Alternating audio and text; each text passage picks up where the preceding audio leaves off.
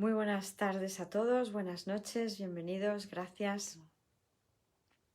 Vamos a estar perdonando juntos, sanando juntos, leyendo juntos un curso de milagros. Vamos a leer el capítulo 21, Razón y Percepción. Y vamos a empezar desde el punto 3, Fe, Creencia y Visión, donde pareciera que nos habíamos quedado. Os damos las gracias a todos por querer seguir cooperando, colaborando. Y vamos a empezar con nuestra habitual invocación de la página 30, que dice así. Estoy aquí únicamente para ser útil. Estoy aquí en representación de aquel que me envió. No tengo que preocuparme por lo que debo decir ni por lo que debo hacer, pues aquel que me envió me guiará. Me siento satisfecha de estar donde quiera que Él desee, porque sé que Él estará allí conmigo. Sanaré a medida que le permita enseñarme a sanar.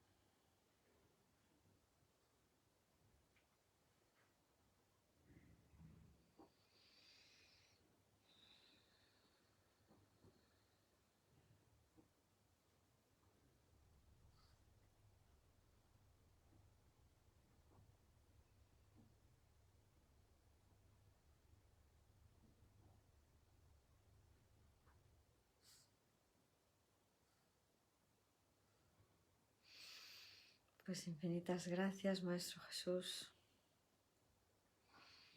por tu perfecta guía. Gracias, Maestra Julia. Gracias, Maestra infinita. Por tu apuesta por la paz continua y perfecta. Gracias, Maestra. Gracias, Padre, por nuestra perfecta creación. Pues 3, Fe, Creencia y Visión. 1. Todas las relaciones especiales tienen como meta el pecado, pues son tratos que se hacen con la realidad, a la que la aparente unión se adapta. No te olvides de esto. Hacer tratos es fijar límites y no podrás sino odiar a cualquier hermano con el que tengas una relación parcial. Quizá trates de respetar el trato en nombre de lo que es, entre comillas, justo, exigiendo a veces ser tú el que pague, aunque lo más frecuente es que lo exijas al otro. Al hacer lo que es justo, puedes tratar de mitigar la culpabilidad que emana del propósito que aceptaste para la relación. Y por eso el Espíritu Santo tiene que cambiar su propósito para que sea de utilidad para Él e inofensivo para ti. 2. Si aceptas este cambio, habrás aceptado la idea de hacerle sitio a la verdad. La fuente del pecado habrá desaparecido. Tal vez te imagines que todavía experimentas sus efectos, pero el pecado ha dejado de ser tu propósito y ya no lo quieres más. Nadie permite que su propósito sea reemplazado mientras todavía lo siga deseando, pues nada se quiere y se protege más que un objetivo que la mente haya aceptado. Lo perseguirá, sombría o felizmente, pero siempre con fe y con la perseverancia que la fe inevitablemente trae consigo. El poder de la fe jamás se puede reconocer si se deposita en el pecado. Pero siempre se reconoce si se deposita en el amor. 3. ¿Por qué te resulta tan extraño que la fe pueda mover montañas? En realidad, esa es una hazaña insignificante para semejante poder. Pues la fe puede mantener al Hijo de Dios encadenado mientras Él crea que lo está. Mas cuando se libre de las cadenas será simplemente porque habrá dejado de creer en ellas, al retirar su fe de la idea de que lo podían aprisionar y depositarla en cambio en su libertad. Es imposible tener fe en dos orientaciones opuestas. La fe que depositas en el pecado se la quitas a la santidad. Y lo que le ofreces a la santidad se lo has quitado al pecado. 4. La fe la creencia y la visión son los medios por los que se alcanza el objetivo de la santidad. A través de ellos el Espíritu Santo te conduce al mundo real, alejándote de todas las ilusiones en las que habías depositado tu fe. Ese es su rumbo, el único que él alguna vez ve. Y cuando te desvías, Él te recuerda que no hay ningún otro. Su fe, su creencia y su visión son para ti. Y cuando las hayas aceptado completamente en lugar de las tuyas, ya no tendrás necesidad de ellas. Pues la fe, la creencia y la visión únicamente tienen sentido antes de que se alcanza la certeza. En el cielo son desconocidas. El cielo, no obstante, se alcanza a través de ellas. 5. No es posible que al Hijo de Dios le falte fe, pero sí puede elegir dónde desea depositarla. La falta de fe no es realmente falta de fe, sino fe que se ha depositado en lo que no es nada. La fe que se deposita en las ilusiones no carece de poder, pues debido a ello el Hijo de Dios cree ser impotente. De ese modo, no se es fiel a sí mismo, pero sí tiene gran fe en las ilusiones que abriga acerca de sí mismo. Pues tú inventaste la fe, la percepción y la creencia a fin de perder la certeza y encontrar el pecado. Este rumbo de mente fue tu propia elección, y al depositar tu fe en lo que habías elegido, fabricaste lo que deseabas. 6. El Espíritu Santo puede valerse de todos los medios que tú has empleado para ir en pos del pecado. Pero tal como Él se vale de ellos, te alejan del pecado, porque su propósito apunta en dirección contraria. Él ve los medios que empleas, pero no el propósito para el que los inventaste. Su intención no es quitártelos, pues reconoce su valor y los ve como un medio de alcanzar lo que Él dispone para ti. Inventaste la percepción a fin de poder elegir entre tus hermanos e ir en busca del pecado con ellos. El Espíritu Santo ve la percepción como un medio de enseñarte que la visión de la relación santa es lo único que deseas ver. Pues entonces depositarás toda tu fe en la santidad, al desearla y creer en ella por razón de tu deseo. 7. La fe y la creencia se unen a la visión, ya que todos los medios que una vez sirvieron para los fines del pecado se canalizan ahora hacia la santidad. Pues a lo que tú llamas pecado no es más que una limitación, y odias a todo aquel que tratas de reducir a un cuerpo porque le temes.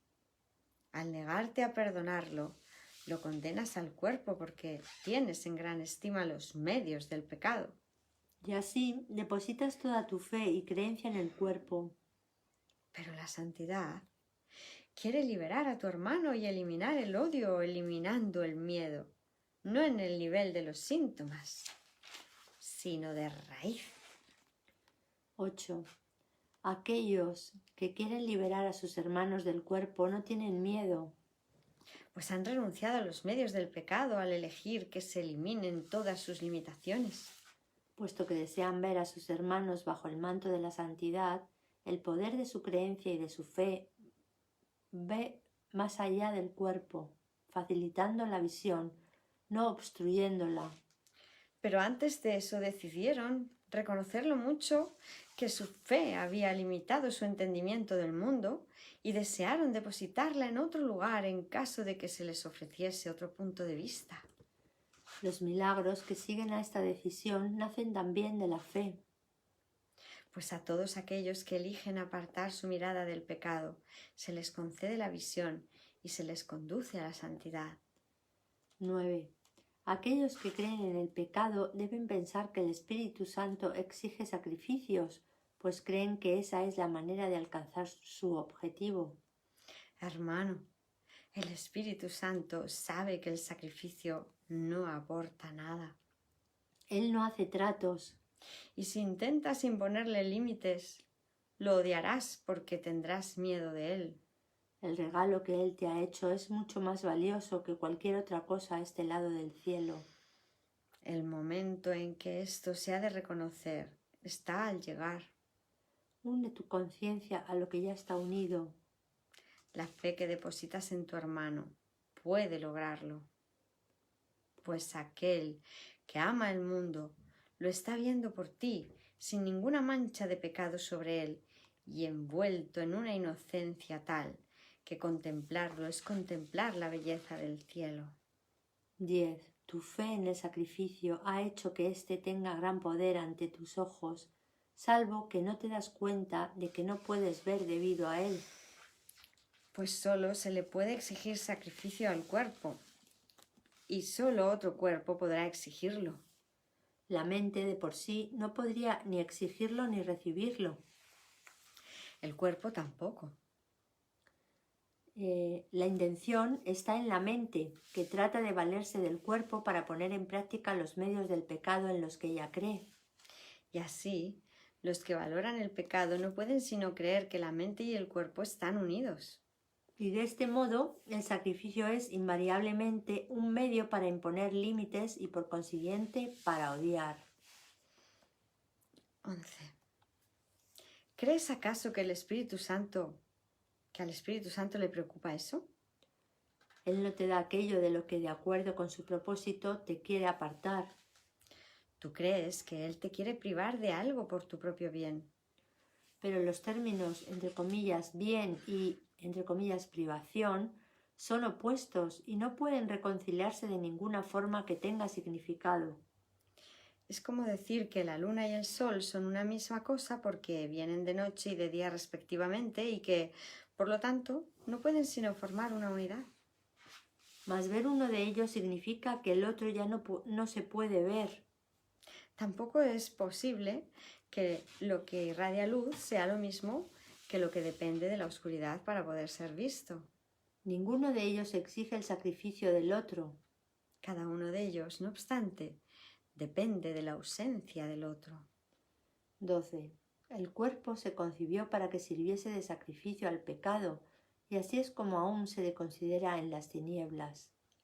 A la luz de la visión, no obstante, se le considera de manera muy distinta. Puedes confiar en que servirá fielmente al propósito del Espíritu Santo y puedes conferirle poder para que se vuelva un instrumento de ayuda a fin de que los ciegos puedan ver. Mas cuando ellos vean, mirarán más allá de él al igual que tú. A la fe y a la creencia que depositaste en el cuerpo les corresponde estar más allá de él.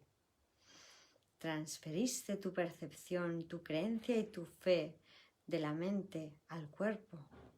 Deja que éstas les sean devueltas ahora a aquello que las produjo y que todavía puede valerse de ellas para salvarse de lo que inventó. Pues muchísimas gracias. Estamos leyendo el capítulo 21, Razón y Percepción. Vamos a leer ahora el punto 4, el miedo a mirar adentro. Y hemos visto ya la introducción y el punto 1, la canción olvidada. Y el 2, somos responsables de lo que vemos, con la invocación que dice: soy responsable de lo que veo, elijo los sentimientos que experimento y decido el objetivo que quiero alcanzar. Y todo lo que parece sucederme, yo mismo lo he pedido y se me concede tal como lo pedí. Y el 3, fe, creencia y visión, que es el que acabamos de leer. Y vamos a ver el 4, el miedo a mirar adentro. 1. El Espíritu Santo jamás te enseñará que eres un pecador. Corregirá tus errores, pero eso no es algo que le pueda causar temor a nadie. Tienes un gran temor a mirar en tu interior y ver el pecado que crees que se encuentra allí. No tienes miedo de admitir esto.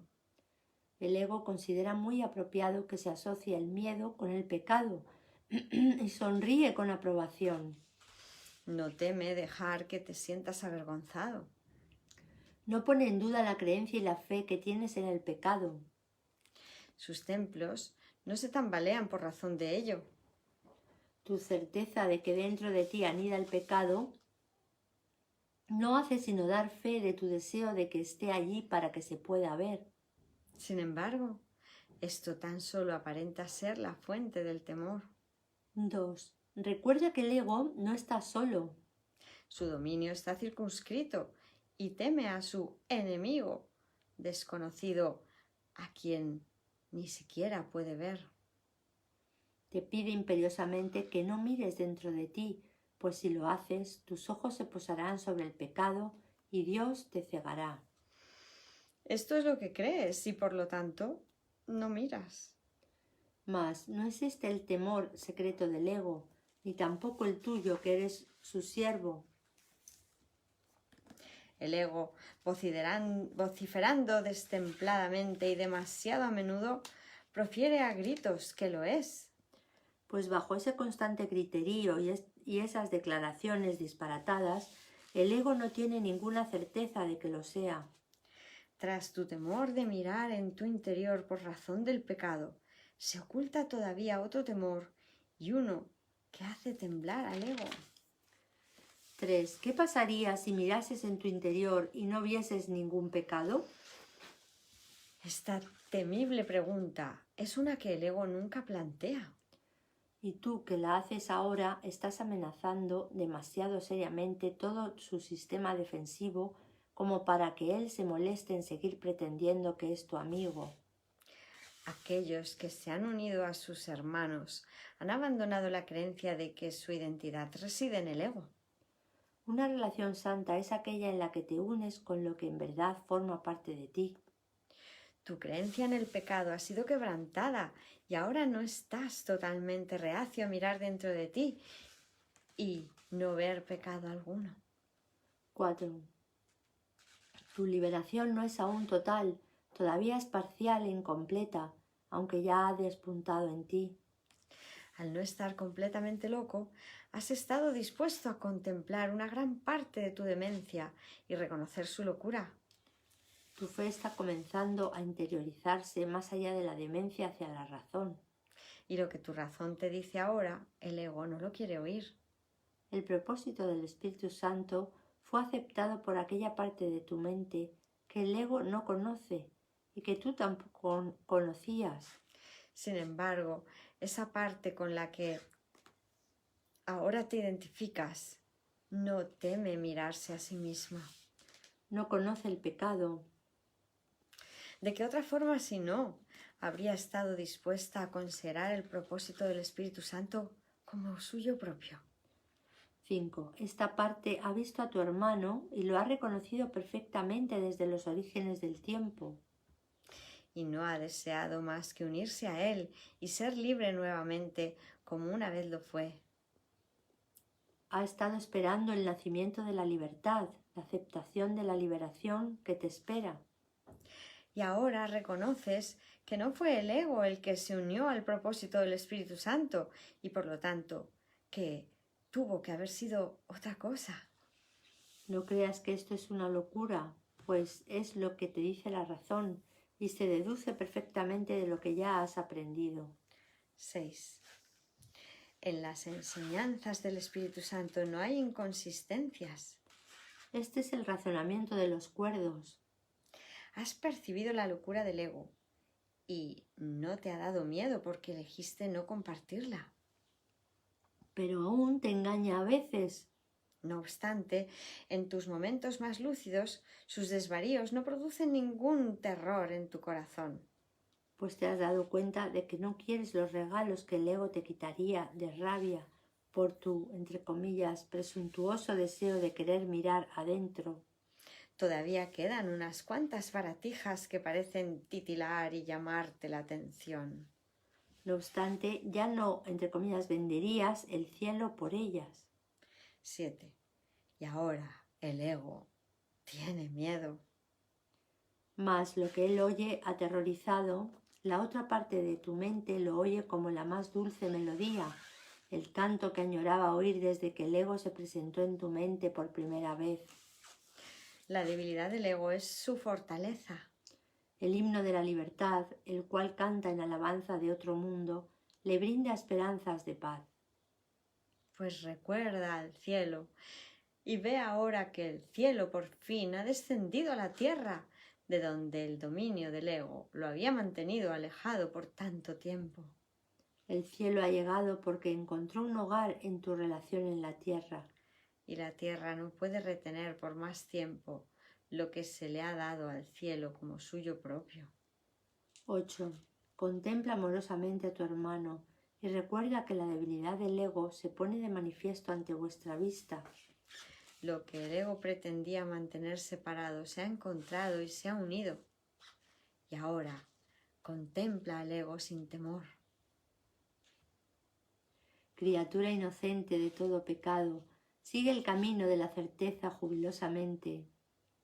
No dejes que la demente insistencia del miedo de que la certeza reside en la duda te detenga. Eso no tiene sentido. ¿Qué importa cuán imperiosamente se proclame? Lo que es insensato no cobra sentido porque se repita o se aclame. El camino de la paz está libre y despejado. Síguelo felizmente y no pongas en duda lo que no puede sino ser cierto. Claro que sí. Claro que sí. Pues vamos a leer ahora el punto 5, la función de la razón. Estamos leyendo el capítulo 21, razón y percepción, y hemos leído ya la introducción.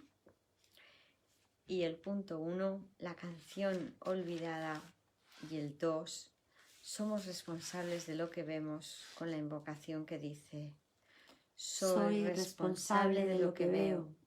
Elijo los sentimientos que experimento y decido el objetivo que quiero alcanzar. Y todo lo que parece sucederme, yo mismo lo he pedido y se me concede tal como lo pedí. Y el tercer epígrafe, fe, creencia y visión. Y el cuarto, el miedo a mirar adentro. 5. La función de la razón. 1. La percepción selecciona y configura el mundo que ves. Literalmente lo selecciona siguiendo las directrices de la mente. Las leyes del tamaño, de la forma y de la luminosidad tendrían validez, quizá, si otras cosas fuesen iguales. Pero no lo son. Pues es mucho más probable que halles lo que buscas que lo que prefieres pasar por alto. La apacible y queda voz que habla en favor de Dios no se ve ahogada por los estridentes gritos e insensatos arranques de furia con los que el ego acosa a aquellos que desean escucharla.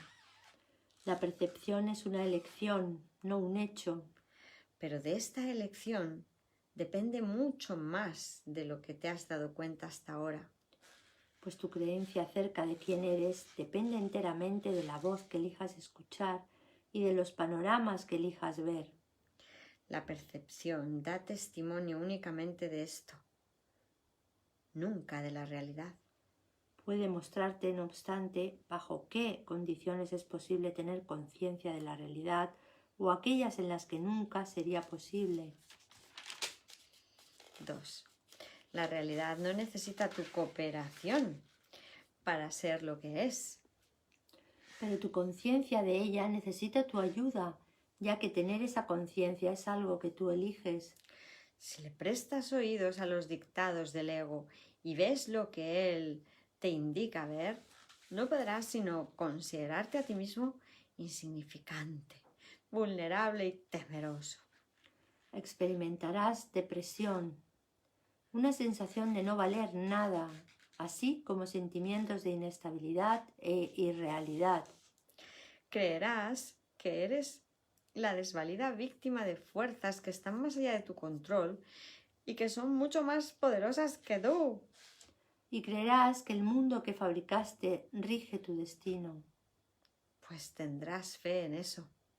Pero no creas que porque tengas fe en eso, ello pueda hacer que sea real. 3. Hay otra visión y otra voz en las que reside tu libertad, que tan solo están aguardando tu decisión. Y si depositas tu fe en ellas, percibirás otro ser en ti. Ese otro ser considera que los milagros son algo natural.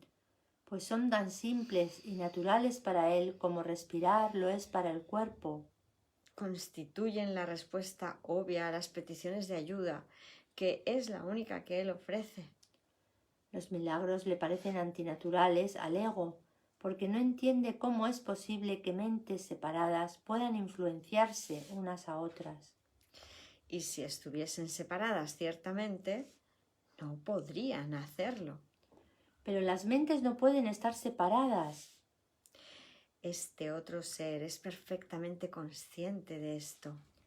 Y así reconoce que los milagros no afectan la mente de otro, sino la suya propia. Los milagros siempre cambian tu mente, pues no hay ninguna otra. 4. No te das cuenta de hasta qué punto la idea de la separación ha interferido en el ejercicio de la razón. La razón mora en el otro ser que has excluido de tu conciencia. Y nada de lo que has permitido que permanezca en ella es capaz de razonar. ¿Cómo va a ser posible que aquel segmento de la mente que está desprovisto de razón pueda entender lo que es la razón o comprender la información que ésta le podría suministrar? De este segmento pueden surgir todo tipo de preguntas, pero dado que la pregunta básica solo puede proceder de la razón, él jamás la podrá plantear. Al igual que todo lo que procede de la razón, la pregunta básica es simple y obvia, si bien aún no se ha planteado. Mas no creas que la razón no la podría contestar. 5. El plan de Dios para tu salvación no se habría podido establecer sin tu voluntad y consentimiento. Tuvo que haber sido aceptado por el Hijo de Dios, pues lo que Dios dispone para él no puede sino aceptarlo. Y Dios no dispone nada sin su Hijo, ni su voluntad depende del tiempo para consumarse. Por lo tanto, lo que se unió a la voluntad de Dios tiene que encontrarse en ti ahora, puesto que es eterno. Tienes que haber reservado un lugar en el que el Espíritu Santo puede morar y donde ya se encuentra. Él tiene que haber estado ahí desde que surgió la necesidad de él, la cual quedó satisfecha en ese mismo instante. Eso es lo que tu razón te diría si escuchases. Mas es claro que ese no es el razonamiento del ego. El hecho de que la naturaleza de tu razón le sea ajena al ego es prueba de que no hallarás la respuesta en él. No obstante, si esto es así, dicha respuesta tiene que existir. Y si existe para ti y su propósito es tu libertad, debes ser libre de encontrarla. 6. El plan de Dios es muy simple, nunca es indirecto ni se derrota a sí mismo. Dios no tiene otros pensamientos excepto los que extienden su ser, y en esto tu voluntad tiene que estar incluida. Así pues, debe haber una parte en ti que conoce su voluntad y la comparte. No tiene sentido preguntar si lo que tiene que ser como es, lo es. Pero sí tiene sentido preguntar por qué no eres consciente de lo que no puede sino ser como es, pues debe haber una respuesta para ello si al plan de Dios para tu salvación no le falta nada. Y no puede faltarle nada porque su fuente no conoce la incompleción. 2. ¿Y dónde podría encontrarse la respuesta si no en la fuente? 7. Ay, ¿Y perdón, dónde es verdad. ¿Y dónde estás tú sino allí donde se encuentra esa misma respuesta? Tu identidad, que es un efecto tan verdadero de esa fuente como lo es la respuesta, tiene, por lo tanto, que estar unida a ella y ser lo mismo que ella. Por supuesto que sabes esto, y mucho más que esto. Pero cualquier parte del conocimiento supone una amenaza tan seria para la disociación como todo el conocimiento en sí. Y dispondrás de todo el conocimiento con cualquier parte de él. He aquí la parte que tú puedes aceptar. Puedes ver lo que la razón te señala porque los testigos a su favor son inequívocos. Solo aquellos que son completamente dementes podrían hacer caso omiso de ellos, y tú ya has dejado atrás esa etapa. La razón es un medio que sirve para los fines del Espíritu Santo por derecho propio. No se puede reinterpretar ni recanalizar para que se ajuste a la meta del pecado, tal como se hace con otros medios. Pues la razón está más allá del alcance de los medios del ego. 8. La fe, la percepción y la creencia pueden estar mal ubicadas y servir de apoyo tanto para las necesidades del gran embaucador como para las de la verdad. Pero la razón no tiene cabida en la locura, ni se puede adaptar a sus fines en modo alguno. La fe y la creencia están firmemente arraigadas en la locura y conducen la percepción hacia aquello que la mente ha considerado valioso. Pero la razón no participa en esto en absoluto. Pues si se aplicase la razón, la percepción cesaría instantáneamente. La razón no forma parte de la demencia, pues ésta depende enteramente de la ausencia de aquella. El ego nunca hace uso de la razón porque no es consciente de su existencia. Los que son parcialmente locos tienen acceso a ella y solo ellos la necesitan.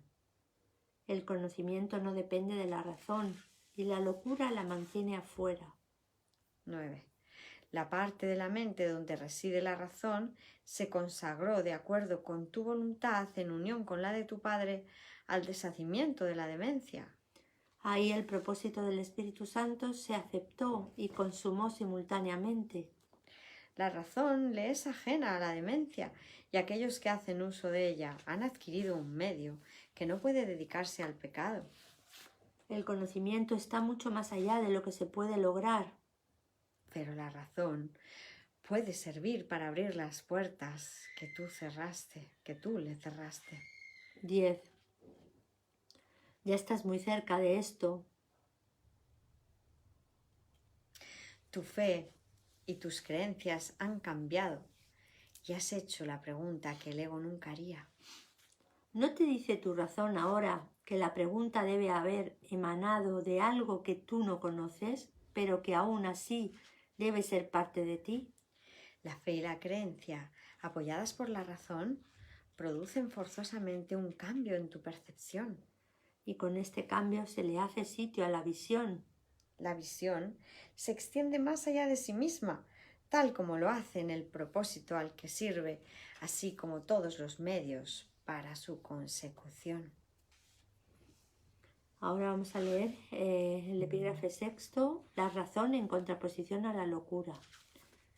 Estamos leyendo el capítulo 21, razón y percepción. Hemos leído la introducción, el epígrafe primero, la canción olvidada. El epígrafe segundo, somos responsables de lo que vemos, y aquí hay una invocación. Soy responsable de lo que veo. Elijo los sentimientos que experimento y decido el objetivo que quiero alcanzar. Y todo lo que parece sucederme, yo mismo lo he pedido y se me concede tal como lo pedí. Epígrafe tercero, fe, creencia y visión. Y el cuarto. El cuarto, el miedo a mirar adentro. Y el quinto, la función de la razón. Y ahora vamos a leer el sexto, la razón en contraposición a la locura. 1. La razón no puede ver pecados, pero sí puede ver errores y propicia su corrección. No les otorga valor, pero sí otorga valor a su corrección. La razón te diría también que cuando crees estar pecando, estás de hecho pidiendo ayuda. No obstante, si no aceptas la ayuda que estás pidiendo, tampoco creerás que puedes darla. De modo que no la darás, y así no renunciarás a esa creencia. Pues cualquier clase de error que no haya sido corregido te engaña con respecto al poder que reside en ti para llevar a cabo la corrección. Si dicho poder puede llevar a cabo la corrección y tú no se lo permites, te estás negando la corrección a ti mismo, así como a tu hermano. Y si él comparte contigo esta misma creencia, ambos creeréis estar condenados. Puedes evitarle esto a él y evitártelo a ti, pues la razón no facilitaría la corrección únicamente en ti. 2. No puedes aceptar o rechazar la corrección sin incluir a tu hermano. El pecado mantendría que sí puedes. Mas la razón te dice que no puedes considerar a tu hermano o a ti mismo como un pecador y seguir percibiéndolo a él o percibiéndote a ti mismo como inocente. Quien que se considere a sí mismo culpable, podría haber un mundo libre de pecado. ¿Y quién puede ver un mundo pecaminoso y considerarse al mismo tiempo ajeno a ese mundo? El pecado mantendría que tú y tu hermano no podéis sino estar separados. Pero la razón te dice que esto tiene que ser un error. Pues si estáis unidos, ¿cómo ibais a poder tener pensamientos privados? ¿Y cómo podría ser que los pensamientos que se adentran en lo que solo parece ser tuyo no tuviesen ningún efecto en lo que sí es tuyo? Si las mentes están unidas, eso es imposible. 3. Nadie puede pensar por separado, tal como Dios no piensa sin su Hijo. Eso sería posible únicamente si los dos morasen en cuerpos. Tampoco podría ninguna mente pensar por separado a menos que el cuerpo fuese la mente. Pues únicamente los cuerpos pueden estar separados y por lo tanto ser irreales. La morada de la demencia no puede ser la morada de la razón. Pero es fácil abandonar dicha morada si ves la razón. No puedes abandonar la demencia trasladándote a otro lugar. La abandonas simplemente aceptando la razón en el lugar que antes ocupaba la locura. La locura y la razón ven las mismas cosas, pero es indudable que las contemplan de modo diferente. 4. La locura es un ataque contra la razón que la expulsa de la mente y ocupa su lugar. La razón no ataca, sino que calladamente ocupa el lugar de la locura y la reemplaza si los dementes deciden escucharla. Pero los dementes no conocen su propia voluntad, pues creen ver el cuerpo y permiten que su propia locura les diga que éste es real.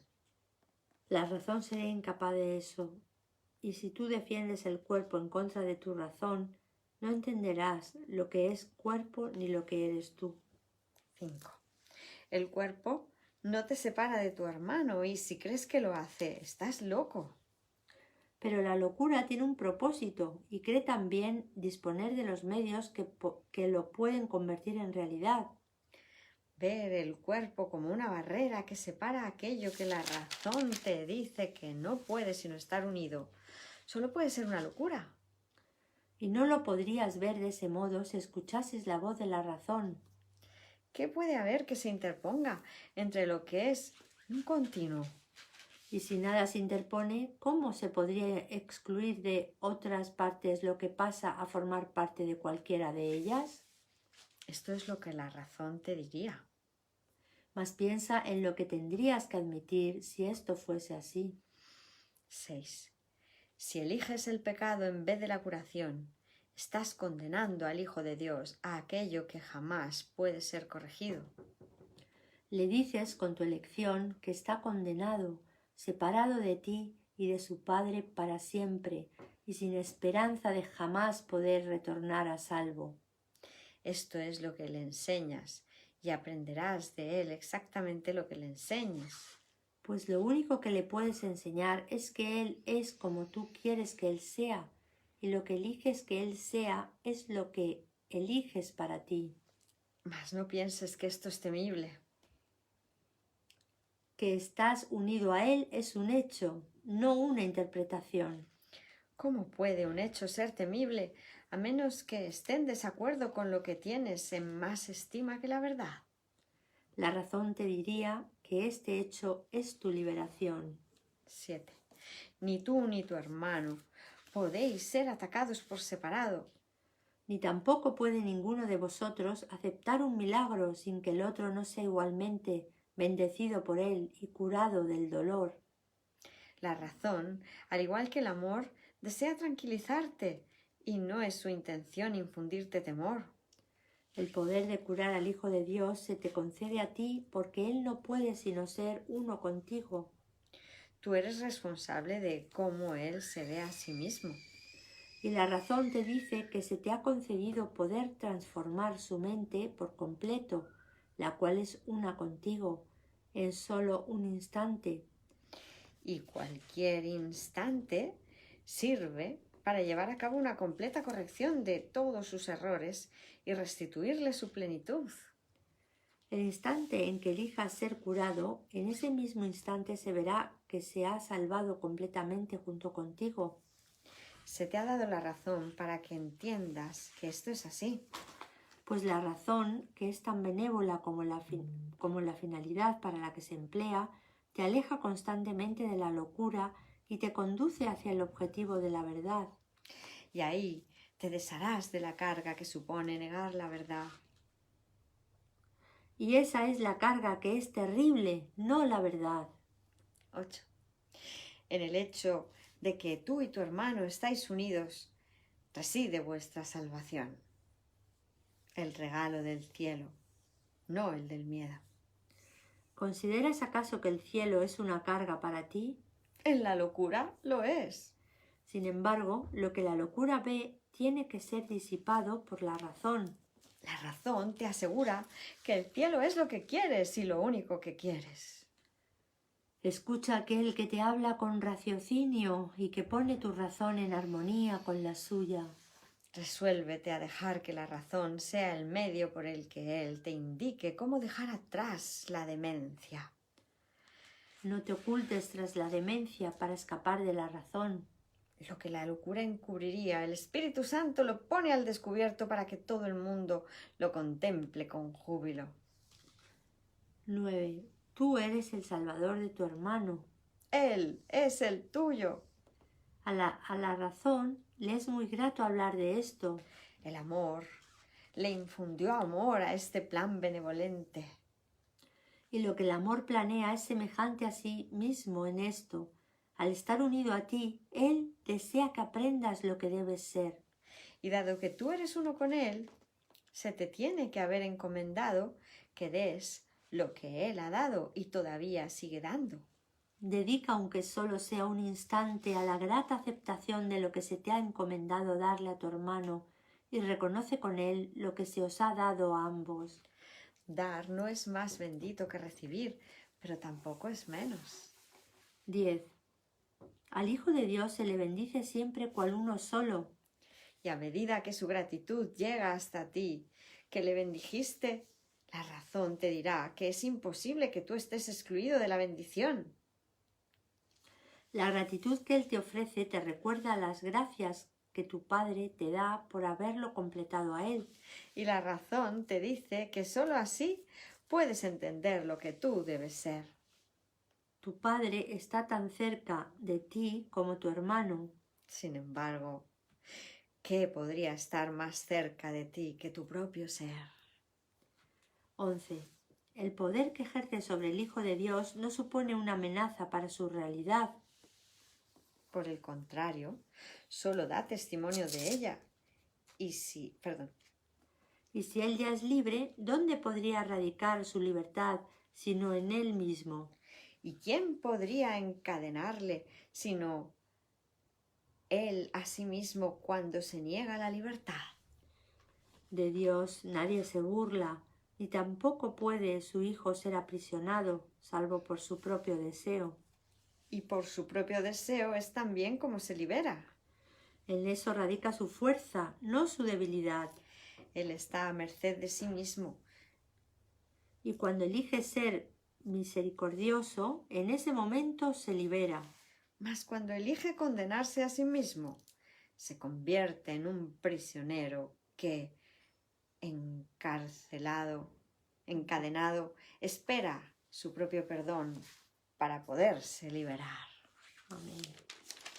Amén. Epígrafe 7, la última pregunta que queda por contestar. La última pregunta que queda por contestar. Estamos leyendo el capítulo 21, Razón y Percepción, y hemos leído ya la introducción, el punto 1, la canción olvidada, el 2, somos responsables de lo que vemos, con la invocación que dice: Soy responsable de lo que veo, elijo los sentimientos que experimento y decido el objetivo que quiero alcanzar. Y todo lo que parece sucederme, yo mismo lo he pedido y se me concede tal como lo pedí. Y el 3, fe, creencia y visión. Y el 4, el miedo a mirar adentro. Y el 5, la función de la razón. Y el 6, la razón en contraposición a la locura. Y el 7, que es el que vamos a leer ahora, la última pregunta que queda por contestar. 1. ¿No te das cuenta de que todo tu sufrimiento procede de la extraña creencia de que eres impotente? Ser impotente es el precio del pecado. La impotencia es la condición que impone el pecado, el requisito que exige para que se pueda creer en él. Solo los impotentes podrían creer en el pecado. La enormidad no tiene atractivo, excepto para los insignificantes. Y solo los que primero creen ser insignificantes podrían sentirse atraídos por ella. Traicionar al Hijo de Dios es la defensa de los que no se identifican con él. Y tú, o estás de su parte o contra él. O lo amas o lo atacas. O proteges su unidad o lo consideras fragmentado y destruido como consecuencia de tu ataque. 2. Nadie cree que el Hijo de Dios sea impotente. Y aquellos que se ven a sí mismos como impotentes deben creer que no son el Hijo de Dios. ¿Qué podrían ser entonces sino su enemigo?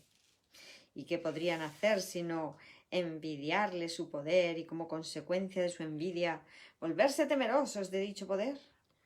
Estos son los siniestros, los silenciosos y atemorizados, los que se encuentran solos e incomunicados, y los que, temerosos de que el poder del Hijo de Dios los aniquile de un golpe, levantan su impotencia contra él. Se unen al ejército de los impotentes para librar su guerra de venganza, amargura y rencor contra él, a fin de que él se vuelva uno con ellos. Y puesto que no saben que son uno con él, no saben a quién odian. Son en verdad un ejército lamentable, cada uno de ellos tan capaz de atacar a su hermano o volverse contra sí mismo, como de recordar que una vez todos creyeron tener una causa común. 3. Los siniestros dan la impresión de estar frenéticos, de ser vociferantes y fuertes. Mas no saben quién es su enemigo, sino solo que lo odian. El odio los ha congregado, pero ellos no se han unido entre sí. Pues si lo hubieran hecho no serían capaces de abrigar odio. El ejército de los impotentes se desbanda en presencia de la fortaleza. Los que son fuertes son incapaces de traicionar porque no tienen necesidad de tener sueños de poder ni de exteriorizarlos. ¿De qué manera puede actuar un ejército en sueños? De cualquier manera. Podría vérsele atacando a cualquiera con cualquier cosa. Mira Don Quijote de la Mancha, contra molinos de viento, ¿no? San Don Quijote. Los sueños son completamente irracionales. En ellos una flor se puede convertir en una lanza envenenada, un niño en un gigante y un ratón puede rugir como un león. Y con la misma facilidad el amor puede trocarse en odio. Esto no es un ejército, sino una casa de locos. Lo que parece ser un ataque concertado no es más que un pandemonium. 4. El ejército de los impotentes es en verdad débil. No tiene armas ni enemigo. Puede ciertamente invadir el mundo y buscar un enemigo. Pero jamás podrá encontrar lo que no existe. Puede ciertamente soñar que encontró un enemigo, pero este cambia incluso mientras lo está atacando, de modo que corre de inmediato a buscarse otro y nunca consigue cantar victoria. Y a medida que corre, se vuelve contra sí mismo, pensando que tuvo un pequeño atisbo del gran enemigo que siempre elude su ataque asesino convirtiéndose en alguna otra cosa. Cuán traicionero parece ser ese enemigo, que cambia tanto que ni siquiera es posible reconocerlo. 5. El odio, no obstante, tiene que tener un blanco. No se puede tener fe en el pecado sin un enemigo. ¿Quién que crea en el pecado podría atreverse a creer que no tiene enemigos? ¿Podría admitir que nadie lo hizo sentirse impotente? La razón seguramente le diría que dejase de buscar lo que no puede ser hallado. Sin embargo, tiene primero que estar dispuesto a percibir un mundo donde no hay enemigos. No es necesario que entienda cómo sería posible que él pudiese ver un mundo así. Ni siquiera debería tratar de entenderlo. Pues si pone su atención en lo que no puede entender, no hará sino agudizar su sensación de impotencia y dejar que el pecado le diga que su enemigo debe ser él mismo. Pero deja que se haga a sí mismo las siguientes preguntas con respecto a las cuales tiene que tomar una decisión para que esto se lleve a cabo por él. Deseo Un mundo en el que gobierno yo en lugar de uno que me gobierna a mí. Deseo un mundo en el que soy poderoso en lugar de uno en el que soy impotente. Deseo un mundo en el que no tengo enemigos y no puedo pecar. Y deseo ver aquello que negué porque es la verdad. 6. Tal vez ya hayas contestado las 3 primeras preguntas, pero todavía no has contestado la última. Pues esta aún parece temible y distinta de las demás. Mas la razón te aseguraría que todas ellas son la misma. Dijimos que en este año se haría hincapié en la igualdad de las cosas que son iguales.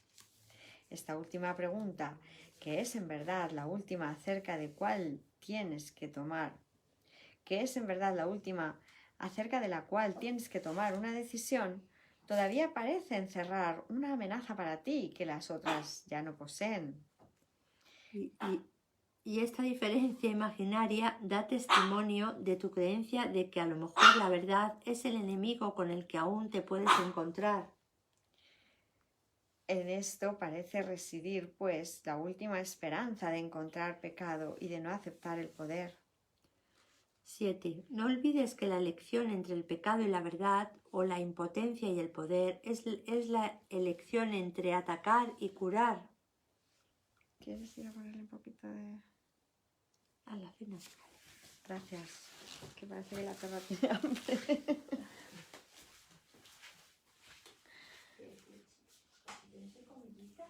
¿Tiene? Bueno, pues entonces déjalo, que se coma lo que tiene. Gracias. Espera, más. Está un poco pegado el queso. Gracias. Buenas noches, bienvenidos a todos. Santa María Emma, Santa Ruth García Quirós, San Claudio Liberona, Santa Claudia Fonseca. Bendiciones, hermanitas, gracias. Igualmente, Santa Candy Pérdomo, San Claudio Leocata, San Fred Calonge, Santa María Inés d'Angelo, Santa Misa Fernández, Santa Maica C. Pérez, Santa Ana Beatriz Rodríguez, Santa Jenny Boer, San Ignacio Gijón, Santa Gida M. UCDM, gracias. Santa María Inés d'Angelo. Bendecida filiación, amor y gratitud, maestras de Dios, criaturas divinas, gracias igualmente. Santa María Muñoz, Santa Marcela E. Cervantes, Santa Casey, Santa Mónica Caramazza, San Roberto Camiche, Santa Melba Neto, Santa Susana Bautista. Santo día, maestra, hermosa, amorosa, gracias igualmente, gracias a todos. Santa María Jesús Martínez Méndez, Santa Susana, Maestra Julia amorosa, gracias. Santa Teresa Soler, gracias a todos. Pues estamos leyendo aproximadamente desde aquí, y esta diferencia imaginaria da testimonio de tu creencia de que a lo mejor la verdad es el enemigo con el que aún te puedes encontrar. En esto parece residir, pues, la última esperanza de encontrar el pecado y de no aceptar el poder. 7. No olvides que la elección entre el pecado y la verdad, o la impotencia y el poder, es la elección entre atacar y curar, pues la curación emana del poder y el ataque de la impotencia. Es imposible que quieras curar a quien atacas. Y el que deseas que sane tiene que ser aquel que decidiste que estuviese a salvo del ataque. ¿Y qué otra cosa podría ser esta decisión sino la elección entre verle a través de los ojos del cuerpo o bien permitir que le sea revelado a través, que te sea revelado a través de la visión? La manera en que esta decisión da lugar a sus efectos no es tu problema. Gracias. Es a ti. Pero tú decides lo que quieres ver. Este es un curso acerca de causas, no de efectos. 8. Considera detenidamente qué respuesta vas a dar a esa última pregunta que todavía no has contestado. Y deja que la razón te diga que debe ser contestada y que su contestación reside en las otras 3. Te resultará evidente entonces que cuando observes los efectos del pecado en cualquiera de sus formas, lo único que necesitarás hacer es simplemente preguntarte a ti mismo lo siguiente. ¿Es esto lo que quiero ver? ¿Es esto lo que deseo? 9. Esta es tu única decisión, la base de lo que ocurre. No tiene nada que ver con la manera en que ocurre, pero sí con el por qué. Pues sobre esto tienes control. Y si eliges ver un mundo donde no tienes enemigos y donde no eres impotente, se te proveerán los medios para que lo veas. 10. ¿Por qué es tan importante esta última pregunta? La razón te dirá por qué. Es igual a las otras 3, salvo en lo que respecta al tiempo. Las otras son decisiones que puedes tomar, volverte atrás y luego volverlas a tomar. Pero la verdad es constante e implica un estado en el que las vacilaciones son imposibles. Puedes desear un mundo en el que tú gobiernas y no uno que te gobierna a ti, y luego cambiar de parecer. Puedes desear intercambiar tu impotencia por poder y luego perder ese deseo cuando un ligero destello de pecado te atrae. Y puedes desear ver un mundo incapaz de pecar y sin embargo permitir que un enemigo te tiente a usar los ojos del cuerpo y a cambiar de parecer. 11. El contenido de todas esas preguntas es el mismo. Pues cada una de ellas te pregunta si estás dispuesto a intercambiar el mundo del pecado por el del Espíritu, por lo que el Espíritu Santo ve, puesto que es esto lo que el mundo del pecado niega. Los que ven el pecado, por lo tanto, están viendo la negación del mundo real. Sin embargo, la última pregunta suma a tu anhelo de querer ver el mundo real el deseo de permanencia, de tal forma que ese deseo se convierta en el único que tengas. Si contestas esta última pregunta con un, entre comillas, sí, añade sinceridad a las decisiones que ya has tomado con respecto a las demás. Pues solo entonces habrás renunciado a la opción de poder cambiar de parecer nuevamente. Cuando eso deje de interesarte, las otras preguntas quedarán perfectamente contestadas. 12. ¿Por qué crees que no estás seguro de que las otras preguntas hayan sido contestadas? ¿Sería acaso necesario plantearlas con tanta frecuencia si ya se hubiesen contestado? Hasta que no se haya tomado la decisión final, la respuesta será a la vez un sí y un no. Pues has contestado sí sin darte cuenta de que sí tiene que significar que no has dicho no. Nadie decide en contra de su propia felicidad, pero puede hacerlo si no se da cuenta de que eso es lo que está haciendo. Y si él ve su felicidad como algo que cambia constantemente, es decir, ahora es esto, luego otra cosa y más tarde una sombra elusiva que no está vinculada a nada, no podrá sino decidir en contra de ella. 13. La felicidad elusiva, la que cambia de forma según el tiempo o el lugar, es una ilusión que no significa nada. La felicidad tiene que ser constante porque se alcanza mediante el abandono del deseo de lo que no es constante. La dicha no se puede percibir excepto a través de una visión constante. Y la visión constante solo se les concede a aquellos que desean la constancia. El poder solo se les concede a el poder del deseo del Hijo de Dios sigue siendo la prueba de que todo aquel que se considera a sí mismo impotente está equivocado. Desea lo que quieres y eso será lo que contemplarás y creerás que es real. No hay un solo pensamiento que esté desprovisto del poder de liberar o de matar. Ni ninguno que pueda abandonar la mente del pensador o dejar de tener efectos sobre él. Pues vamos a leer ahora el epígrafe 8, el cambio interno. ¿Lo repasamos? Ya lo repasamos. 1. ¿Son entonces peligrosos los pensamientos? Para los cuerpos, sí. Los pensamientos que parecen destruir son aquellos que le enseñan al pensador que él puede ser destruido. Y así muere por razón de lo que aprendió. Pasa de la vida a la muerte, la prueba final de que valoró lo efímero más que lo constante. Seguramente creyó que quería la felicidad. Mas no la deseó porque la felicidad es la verdad y por lo tanto tiene que ser constante. 2. Una dicha constante es una condición completamente ajena a tu entendimiento. No obstante, si pudieses imaginarte cómo sería eso, lo desearías aunque no lo entendieses.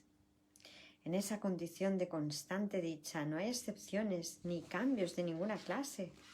Es tan inquebrantable como lo es el amor de Dios por su creación. Al estar tan segura de su visión como su creador lo está de lo que él sabe, la felicidad contempla todo y ve que todo es uno. No ve lo efímero, pues desea que todo sea como ella misma, y así lo ve. Nada tiene el poder de alterar su constancia, porque su propio deseo no puede ser conmovido.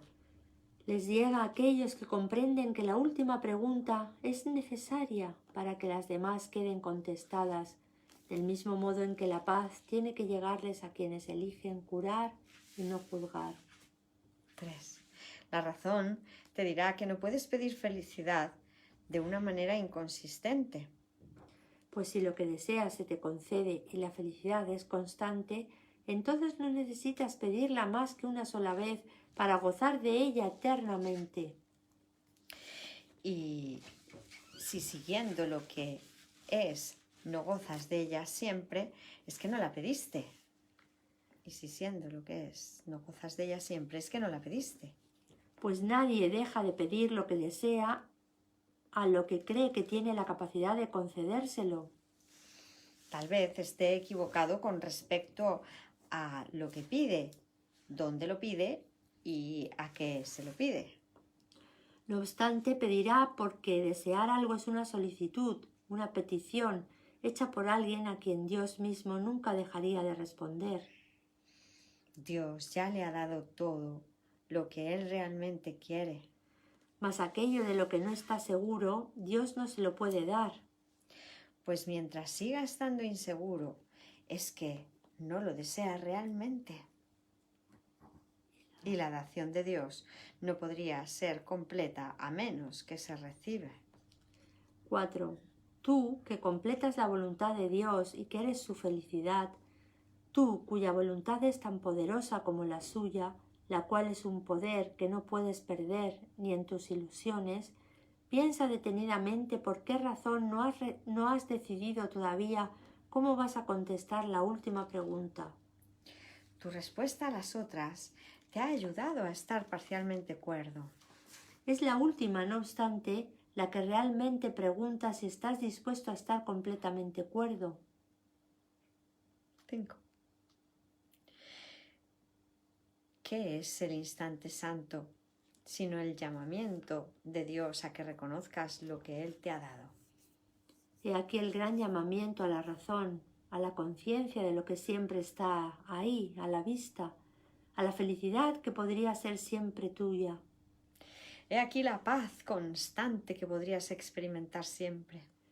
He aquí revelado ante ti lo que la negación ha negado. Pues aquí la última pregunta ya está contestada y lo que pides concedido. Aquí el futuro es ahora, pues el tiempo es impotente ante tu deseo de lo que nunca ha de cambiar. Pues has pedido que nada se interponga entre la santidad de tu relación y tu conciencia de esa santidad. Amén. Amén. ¿Haces tú el repaso? ¿Vale? Pues estamos Hemos leído el capítulo 21, Razón y Percepción. Hemos leído la introducción, el epígrafe primero, la canción olvidada. El epígrafe segundo, somos responsables de lo que vemos, que tiene una invocación.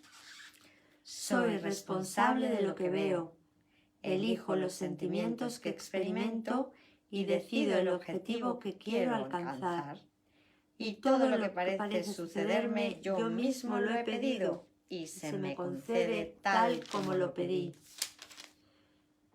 Epígrafe tercero, fe, creencia y visión. Epígrafe cuarto, el miedo a mirar adentro. Epígrafe quinto, la función de la razón. Epígrafe sexto, la razón en contraposición a la locura. Epígrafe séptimo, la última pregunta que queda por contestar, que tiene una nueva invocación. ¿Deseo un mundo en el que gobierno yo en lugar de uno que me gobierna a mí? ¿Deseo un mundo en el que soy poderoso en lugar de uno en el que soy impotente?